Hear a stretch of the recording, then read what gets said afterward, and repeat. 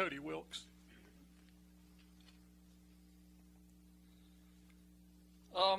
It's interesting, you know, the things that you were saying about letting the work of your hands be established and letting the work of God be on you and doing the things that we're called to do. And again, it's part of the message. It's part of the, it's, so, Jeff, I do have a title for this message, and it's called Contact Lenses. And it sounds kind of silly, but hopefully it'll make more sense by the time I sit down. Contact lenses. Do any of you, and I know you do because this doesn't go that far back, for some of you who are still wet behind the ears, I guess, maybe it seems like a long way back if you go into the latter 70s, early 80s. But how many of you know and remember that period of time when the standard almost in every house was this 19-inch, everyone had a 19-inch color TV. That was the most popular size TV, and it was this big box about as big as the top of this podium. And you know, that's what people had. We had one. We had the rotary antenna. You know, you want to get a different channel. It's not searching Dish Network and seeing what's on channel 754. It's okay, I want channel 13. So you turn your TV to 13 and you turn your rotary and let the antenna catch up. Oh, wait, go back. Or you were your own rotary. Somebody's outside the window. Tell me when it's good. And we all remember those, not all of us, but a lot of us remember those things. And of course, you know, if my father and other people were here, that's recent history. History is back in the, you know, the Depression and didn't have any TV and you played outside and, you know, that kind of stuff. So, but for a lot of us in here, we remember that age, the late 70s, early 80s, when the 19-inch TV, because I remember, and I don't know what the first size was up from that, but then it was after that when the 27-inch, you know, still this big, huge box. I remember the last 27-inch TV I bought, that thing must have weighed 300 pounds. Because I remember trying to carry it out of the store and get it in the back seat of a little car that we had. I'm ready, you know, by that time everybody had moved on from a 27-inch. But for years it seemed like it was the 19-inch colored TV. And I remember that because I remember the TV that we had, and I was a young teenager when I first realized. And I don't know how it came to be. I just remember that I'm up close to the TV. Maybe I'm with the rotary. Maybe I'm trying to adjust the horizontal hold or vertical hold. Any of you know what that is? Still have it on your TV, right? The picture starts rolling and you're stomping the floor, because it'd get halfway up sometimes. You can stomp the floor and it'd go back down. It's like, hey. But if it didn't, if it got stuck, or if it started going from side to side, get up there and adjust that and da-da-da. Yeah, ancient history, right? Maybe that's what I was doing. Maybe I was reaching around behind the TV or whatever, but I happened to look at the TV screen and notice that the edges of the picture, right around the very edge, wasn't completely straight. Then I looked a little closer, and I guess that's when I realized that this wasn't just a picture. It was a picture made up of these little individual squares that were red, yellowish, and blue. And I'm checking this out on the edge of the screen. And then I realized that, hey, this picture that I'm seeing, that when you stand back and get the overall picture, it's actually made up of all these little red, yellowish, and blue squares. Well, we all know what those are today. It's the smallest element of a digital image, right? It's the smallest element of a digital picture. And the name comes from its definition. Picture, P-I-X, in text speech. And element, E-L, pixel. So we all know it today as a pixel. The smallest element of a digital picture. Now, it's most common today when we're comparing digital cameras and that kind of stuff. You know, we gotta have the latest and greatest. And I remember the first digital camera I bought. It was a Polaroid, if you can believe that. And I don't think it even had a digital display on the back of it. I think it was just a card you put in, you take your pictures, you pull the card out, and you have something you can look at the pictures on, whatever. And then I went from that to I moved up. I had sold something, and I thought, well, I don't want all this money to just disappear, so I'm going to buy something that will remind me, that I'll have something to show for selling this, whatever it was that I didn't want to get rid of, and I bought a 5-megapixel Panasonic digital camera. It had a little digital screen on the back of it, was probably this big, but man, 5 megapixels. Now you got a 5 megapixel, you don't even have anything. Even the phones today are phenomenal cameras for the most part. But that's where we get megapixels, and megapixel, from my understanding, is the number of pixels that it takes to form the image. And it goes by millions. If it's a 5-megapixel camera, it takes 5 million of those pixels to make up that image. And that's why when you get up to me, once you get past 7 or 8 megapixels, what difference does it make? How high definition can it be? Now you've got professional photographers, I don't know what it is, maybe it's 14, 15, 20, I don't know, megapixels. And it's a lot of information gathered to put into that, to make that image, right? So a lot of times you get less images per whatever. But a megapixel is 1 million pixels. How many does it take to make up that image? Now, for me, I'm not sure what's more impressive. The technology of today, or that these eyeballs that I still possess used to be able to see something that small. If I got that close to it, if I had that same TV sitting here today and tried to get up that close, I couldn't see nothing. I couldn't see anything. So yeah, I don't know. The answer to that question, though, is neither. Neither one of those things are most impressive to me. It's quite the opposite. Because I've come to know that presbyopia or presbyopia, whatever you want to call it, just happens, right, as we get older.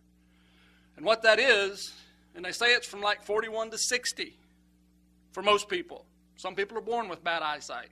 But for most people with normal 20/20 vision, usually around 40, 41, up until they're 60 is when they start noticing this change, and their arms aren't long enough, and they start having to hold things out. Or if you wear glasses, you have to put them up to see here, and you can't see out there.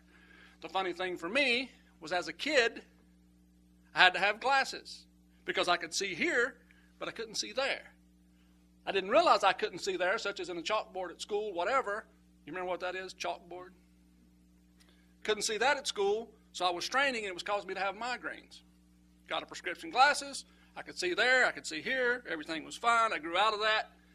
And then as I became 40, 41, I could still see there. I can still see there. I just can't see here. I can pull my glasses up, and this is just white, and blue. Other than that, it's got some scribbling on it. So, and Corey did the same thing. I guess it's genetic. He had to have glasses. He couldn't see distance. It corrected itself. He didn't need glasses anymore. But presbyopia happens. The lens, as we get older, gets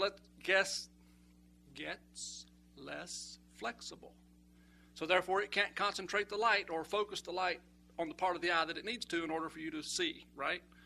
So your eye can no longer focus out there and then turn right around and focus here. So that's what presbyopia apparently is, and it happens to most people as they get older. You just can't, that lens is like the rest of our bodies. It's not as flexible as it used to be.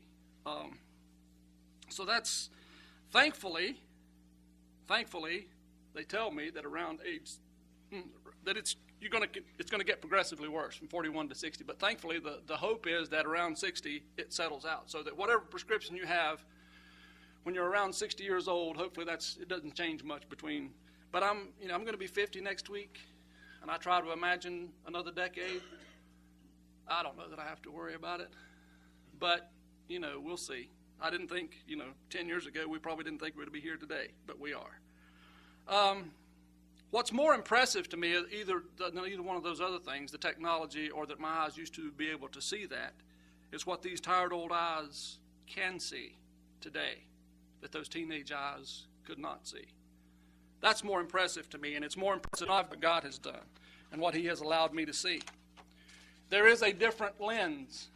There is a different lens that is compatible with these seasoned eyes. It's installed by the Spirit of God. His word says, but when that which is perfect is come, when that which is perfect is come, then that which is in part shall be done away. Right? That's what God's word tells us. It's a new vision, right? It's something different in the way that we see everything. Our perspective changes. We're looking at a different landscape. Once we go through that process of conversion God calls us, we do what we need to do eventually. And then we start seeing the world differently, right? So, yes, there is a new lens on our eyes. There's a new vision that we have. It's a new perspective. And it's really good because I think science has taught us that infants, when they're born, they don't focus real well. Why should they? They've been in the dark for 9 months. A lot of that time with their eyes open. They don't have to see anything. They don't have to focus. And pretty much the view's pretty much the same. In the womb, when their eyes are formed and they open their eyes, it's black. So when they're born, those eyes have to be exercised and developed because babies can't focus on you when they're first born. They claim that there's a distance that they can see better than others, but they have to, that has to form, right? So babies have to learn how to focus and do those kinds of things. But once it's dialed in, they have good eyes for the most part. Like I said, some kids, you see little small kids sometimes with the glasses and the bands around their head because something happened to their eyes, they didn't develop properly, whatever. And I wonder if there's not a reason for that because we do, if we're born with normal eyesight, we learn to focus, and then from that until we're 40-ish, we have good eyesight, right? God gave eagles these great eyes that they can see something from miles away. They can fly over a lake and see a fish, and Why didn't he give man the eyes of an eagle? Why do we have these eyes? Why did he design within us these eyes that are good for a few years, and then, in our 40s, we start wondering what happens, and then, think we're going blind or whatever. But there is hope. If I can make it to 60, maybe it'll settle out. But I think maybe, as I'm thinking about that, maybe there's some reason because the guys with why have good eyesight? Because, and there's different examples of that, like Moses. It says he was 120 years old and his eyes weren't dim and his natural forces had not abated. But they didn't have eyeglasses, did they? I mean, what happened to the men back in this book when they did get 40-ish or whatever the age was, when their eyes started getting stiff and they couldn't focus? Their lenses were able to be. I can correct this. I can keep going to the doctor, or I can keep buying reading glasses, or I can make a way to see physical things unless I get glaucoma or macular degeneration or something like that takes my eyesight away from me, which to me seems horrible. But I think even glaucoma, caught early enough these days, is treatable. I think macular degeneration is a different story. But it makes me wonder, what did these guys do? When they got a little bit older and their eyes got dim and they couldn't see as good, did someone read to them? Not that they had that much stuff to read, or, the tedium, the task that they had to do. I don't know. But I think maybe it's because one of the reasons God created it that way is so when these other guys got seasoned and got up in their years, it was the young bucks' turn to go out and hunt and gather and do the things that the old guys had been doing. I don't know. I don't know what his plan was. I know that he didn't give us the eyes of eagles. But they develop and they have good vision. And young people, but what do these young eyes see? What does the world show these people with 20/20 vision? What does the world really show them? What do they see? What do they pick up? What do they learn? We all know that the first 5 years are the formative years, and our senses play a huge role in that. But you beg the question, what does the world show? It shows them physical things. And it seems sad to me that the further we go, it's videos and it's gossip and it's entertainment and it's, whatever they can get off this little handheld device for the most part, which they claim is destroying people's eyesight too, because they're constantly, I went to the 2 days while I was up there. I went into Boston one day with Uncle Carroll and saw some things because, there's so much history, Revolutionary history, Civil War history, all kinds of history. And that's what I want to know. I'm here. Let me go. You go visit. I'll go into, and then one day Mary and I went into town the next day. Saw Faneuil Hall and these different things. But instead of driving into Boston, coming from Lowell, it's much easier if you go to the end of the T train, get on the subway, park in the garage, get on the subway, and take the subway into town. It's like 5 or 6 stops, and then you're in downtown Boston. And we all know how it is. You've been on airplanes, you've been on trains, you've been out in public places. There was, out of all the people and all those cars on that subway that I saw, getting on, getting off, You can see through the windows to the cars in front of you. Well, you can't see on the cars behind you for some reason. But there was a handful, for those 2 days, going to and from, there was only a handful of people that didn't have this little thing in their hand, wire coming up, going into their ears. They don't talk to each other. They don't look at each other. Everybody on that train is in their own little universe. And the further north you get, the less you smile at people because they think there's something wrong with you. Do I know you? You don't wave. You don't say, how you doing? You know, you meet a few nice people, and it's not that they're not nice people. It's just a different attitude. But, you know, and it's these people riding the train, smiling. You know, and it's, what does the world show these eyes? But let me tell you that it affects you too. It affects us. It does, because there are so many conversations that I can't participate in, depending on where I am. And sometimes it's, you know, we're with a certain group of people at dinner, or we're, you know, there's young people around, and and sometimes it happens here. Sometimes you younger people get into conversations at the table that there's no way I could participate in because I don't know what you're talking about. And that's okay. But that's the reason I say it affects us too, because sometimes that's okay with me. But then I think, okay, you can't just completely disconnect. So to be relevant, to be hip, to be in the know, I've got to try to find out some of these things. I've got to find out about pop culture. I've got to know who's popular and not, and, you know, all these different things. To be in the know, you've got to tune in a little bit. But I don't know that that's proper. I don't know that that's an accurate thought. But it happens. It happens to me. Maybe it doesn't happen to you. So you plug in. You try to enlighten yourself. Try to be a little more hip. You know, if you're going to reach these young people, you got to know what's going on. You got to speak their language, right? Maybe. It's not cool to be seen as square because you believe that this book is relevant going into 2017. But tell me that you haven't been in a situation to where you didn't think that bringing up the Bible or speaking of the Bible is going to make you feel square in that certain situation, because you do believe it's relevant going into 2017, and you believe it'll be relevant if we happen to be going into 2020 or 2025. What difference does it make? It's relevant. It's there, right? So it's not cool to be seen as square. When I was a child, I understood and thought as a child. And that's what that is. I got to fit in. I've got to be relevant. I've got to be hip. When I was a child, I understood and thought as a child, but when I became a man, you know, there's a thing called maturity, and I want to recover a scripture that Cody just read. You don't have to turn there, but he was in 1 Corinthians chapter 3. That said, let no man deceive himself. If any man among you seems to be wise in this world. If any man among you seems to be wise in this world, let him become a fool. Why? Let him become a fool that he may be wise. What kind of riddle is that?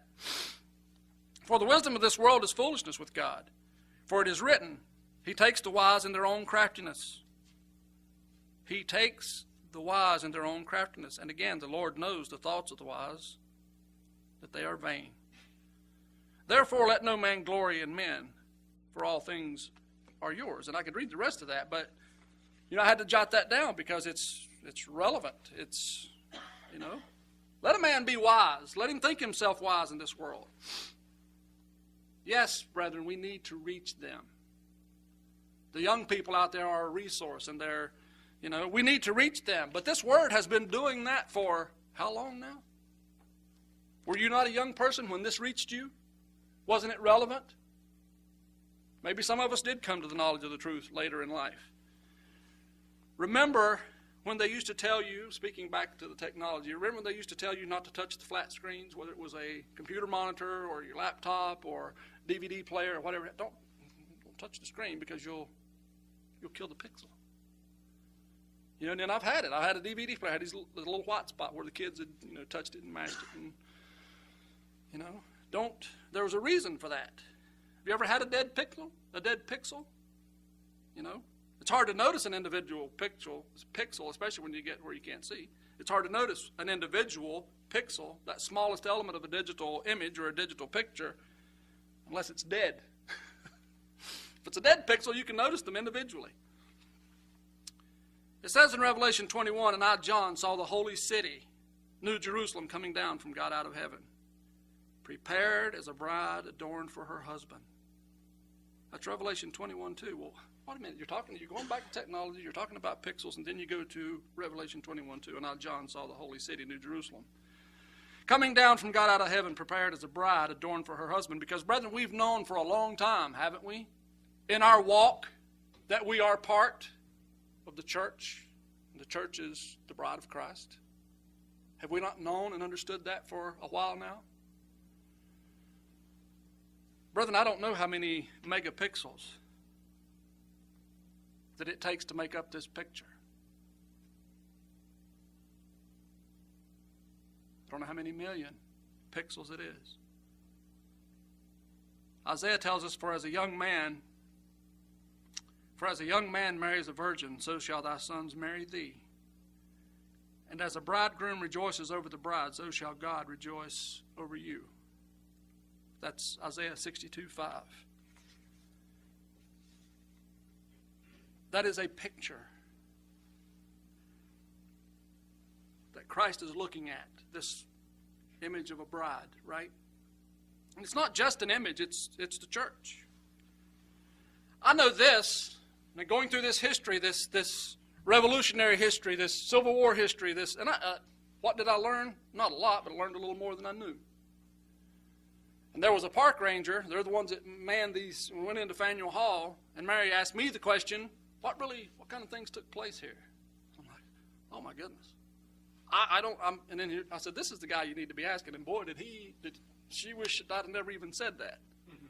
Because he started way back and told us, I was riveted. It's like, wow.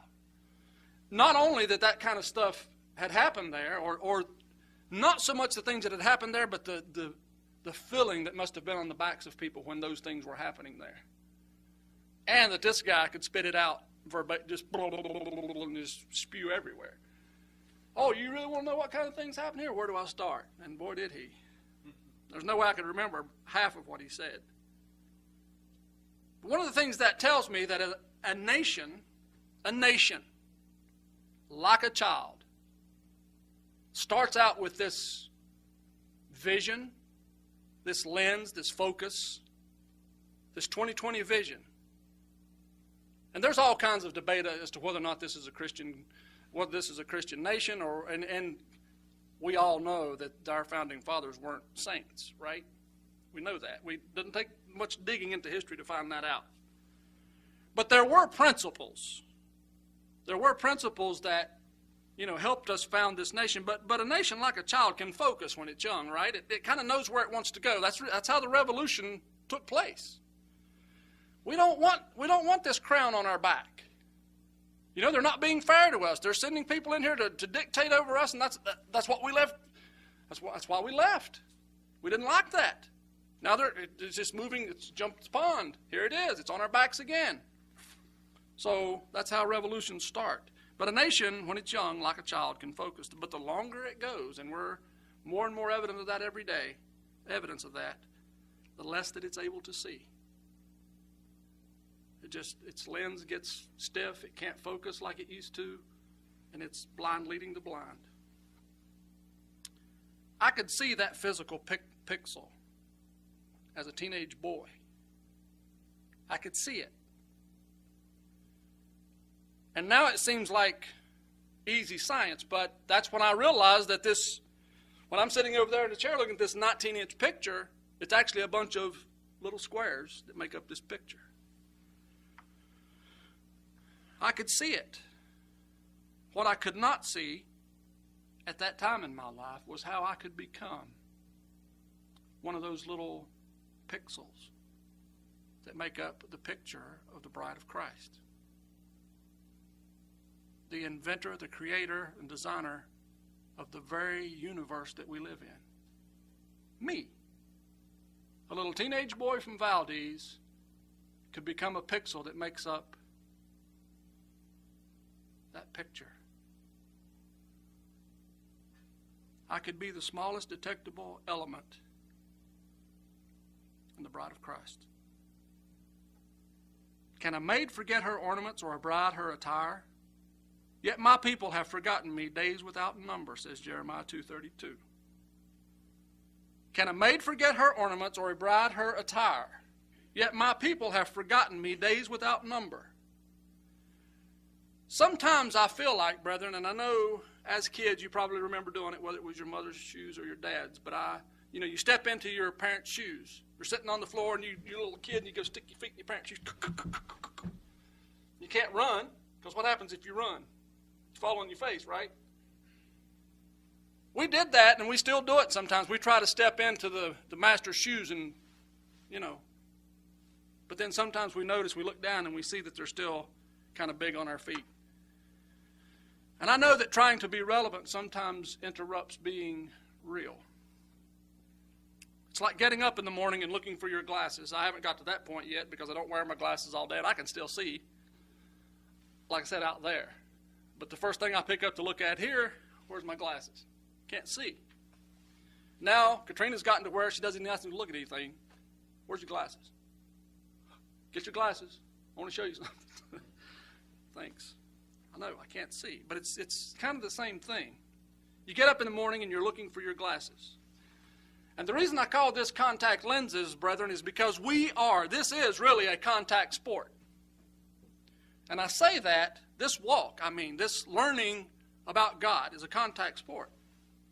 Because your vision is sharper when you're in contact with the Almighty and you have a playlist. Your vision is sharper when you're in contact. When you're in meditation, your vision's better, isn't it? When you're in prayer, your vision's better, is it not? Do you not have a better perspective on the world when you're in prayer? Absolutely. When you're sitting somewhere still in a quiet place and you're meditating on God and His greatness, do you have a better perspective on life and the planet and everybody in it? Yes. When you're reading your Bible, do you see better? Of course you do. It's a contact sport. Without it, we're groping around thinking, I can't see. Where's my contacts? Your vision is sharper when you're in contact. I can see physical things better with different methods of correction as I get older. Sometimes it's a magnifying glass. I bought this thing. It clamps on the table. It's got a lamp that surrounds a magnifying glass. So if I'm having to do something with a watch or glasses or something small, that's the best way to do it. You're not a teenager anymore when you have to rig up your lighted microscope or your lighted magnifying glass before you can, do something with a small object. But that's okay. There's stuff out there to correct this vision. But there's only one thing that makes that spiritual vision better, and that's contact. That's contact.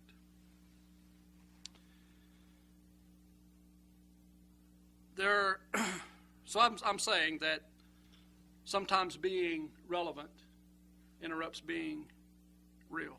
I can see physical things better, and I can only see spiritual things better with contact. You think you're irrelevant? You think you're irrelevant? Try being a dead pixel. Try being a dead pixel when the bridegroom is looking at the bride. As I said, it's hard to see sometimes. It's hard to see that individual pixel when it's doing its job. But be a dead pixel and you're going to stick out like, I'm not even going to say it. You're going to stick out. Revelation 22:17.